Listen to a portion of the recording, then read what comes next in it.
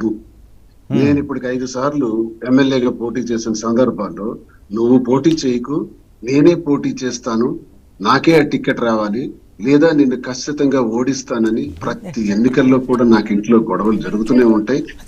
పెళ్ళై 30 ఏళ్ళయింది. 30 ఏళ్లలో కూడా చాలా సందర్భాల్లో ఇటువంటి డిస్ప్యూట్స్ మా మధ్య జరిగాయి.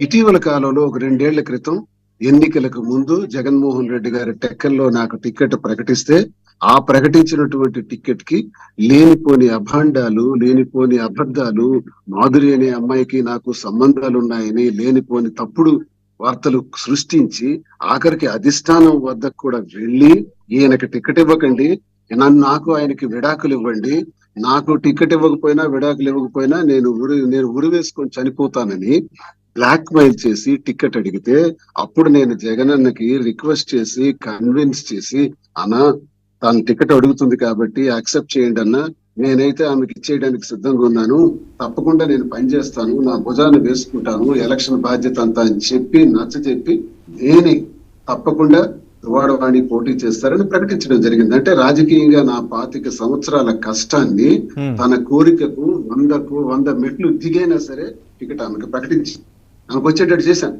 కానీ ఏ దుర్బుద్ధితో అయితే టికెట్ తీసుకుందో, ఏ స్వార్థంతో అయితే మాట్లాడి అధిష్టానం దగ్గర ఆమె టికెట్ పుచ్చుకుందో, ప్రజల వద్ద దువ్వాడ శ్రీనివాస్ మీద లేనిపోని మాటలు చెప్పి అబద్ధాలు చెప్పి ఈమె టికెట్ తెచ్చుకుంది, ఈమెను మనకెందుకు గెలిపించాలని ప్రజలందరూ చీత్కరిస్తే, ప్రజల్లో గ్రాఫ్ పడిపోతే మళ్ళీ నేనే పోటీ చేయవలసినటువంటి అవసరం వచ్చింది.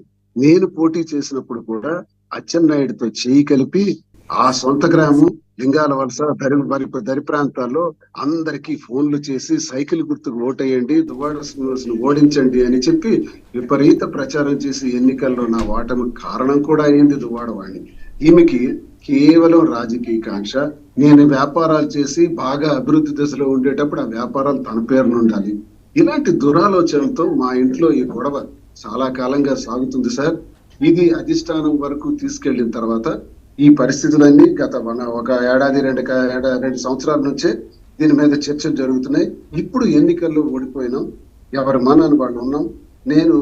నాకు ఒక రోజు ఏంటంటే ఎన్నికలు ఆమె టికెట్ ప్రకటించిన తర్వాత కూడా ఇంటికి తాళం వేసేసి నేను రాకుండా ఇంటికి తాళం వేసిన పరిస్థితుల్లో 3 రోజులు లాడ్జ్ లో ఉన్నాను, మరో 3 రోజులు కారులోనే పడుకున్నాను. ఆఖరికి మా అమ్మ నన్ను పిలిచి వాళ్ళ ఇంట్లో పెడితే అమ్మ దగ్గర ఉన్నాను ఒక ఏడాది. తర్వాత ఇక్కడ హైవేలో ఒక స్థలాన్ని కొనుక్కొని ఇక్కడ ఒక టెంపరీ హౌస్ కట్టుకొని ఇక్కడ ఉంటున్నాను ఒక 6 నెలల నుంచి.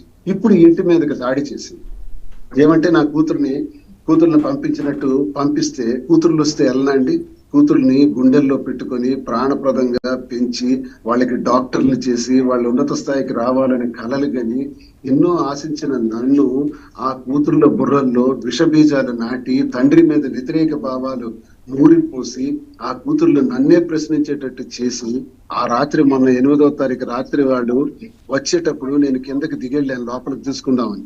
వెళ్ళినప్పటికీ కనకన సుమారు 60-70 మంది తెలుగుదేశం పార్టీకి చెందిన మూకలు కనీసం నా ఇంటి దరిదాపులకు కూడా రావడానికి వీల్లేని రాలేనటువంటి వాళ్ళు వాళ్ళకి సపోర్ట్ గా రావటం జరిగింది.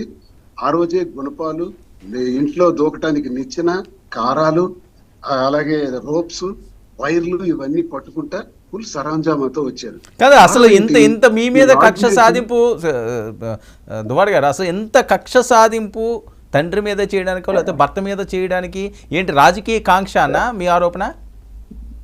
రాజకీయ కాంక్షే ప్రధానం సార్. కాబట్టి మీకు తెలుస్తుంది కదా, అన్ని ఎవిడెన్స్ ఉన్నాయి కదా సార్. 2004లో నాకు వైఎస్ రాజశేఖర రెడ్డి గారు టికెట్ ప్రకటించారు. కానీ ఆ టికెట్ అతనికి ఇస్తే మేము పనిచేయము, మేము ఎంపీగా ఇండిపెండెంట్ గా ఇస్తామని రాజశేఖర రెడ్డి గారికి కూడా రాఘవరావు వాణి తండ్రి వాణి కూడా వెళ్ళి రాజశేఖర రెడ్డి గారికి చెబితే రాజశేఖర రెడ్డి గారు నన్ను చెప్పి శ్రీను నువ్వు తగ్గిపో ఆమెకు టికెట్ ఇచ్చేద్దామని చెప్పి 2004లో కూడా బ్లాక్ మెయిల్ చేసే టికెట్ తీసుకున్నారు. 2024లో కూడా బ్లాక్ మెయిల్ చేసే టికెట్ తీసుకున్నారు. వాళ్ళకి అది అలవాటు సార్. రాజకీయ కోణంలోని ఇవన్నీ చేస్తున్నారు అన్నదానికి ఇంతకన్నా ఎవిడెన్స్ కావాలి సార్. నేను ఒక మాట అంటాను వర్మ గారు, నిజంగా నన్ను కలవాలి, పిల్లలు మేము సంతృప్తిగా ఉండాలి, ఎటువంటి గొడవలు జరగకూడదు, హాయిగా ఉండాలి అనుకున్నామైతే బహిరంగంగా ఎందుకు వస్తారు సార్? 4 గోళ్ల మధ్య మాట్లాడుకునే వ్యవహారం, కుటుంబ వ్యవహారం, కుటుంబ వ్యవహారాలు దుబాడ వాణిలాగి ప్రతి ఆడది కూడా, ప్రతి స్త్రీ కూడా అనుకుంటే, భారత స్త్రీకి వాళ్ళ పాదాలకు మనం శిరసు వంచి నమస్కారం చేస్తున్నాను. ప్రతి భారత స్త్రీ ఇలాగే అనుకుంటే ఒక్క మగాడైనా ఇంట్లో ఉంటాడా సార్? ఒక్క కుటుంబమైనా నిలబడుతుందా సార్? నేనైతే ఏంటి, నా భార్య అయితే ఏంటి అనుకోవాలి. దువ్వాడవాణి అయితే ఏంటి, నేనైతే ఏంటని నా టికెట్ ని నేను 100 మెట్లు దిగి నేను ఆ రోజు ఆమెకు టికెట్ అందించానే. మరి నాకు టికెట్ వచ్చినప్పుడు నువ్వు తెలుగుదేశానికి నువ్వు సపోర్ట్ చేసావే, ఎలా భార్య అవుతుంది సార్? ఎలా బాధ్యత వహించినట్టు అవుతుంది సార్?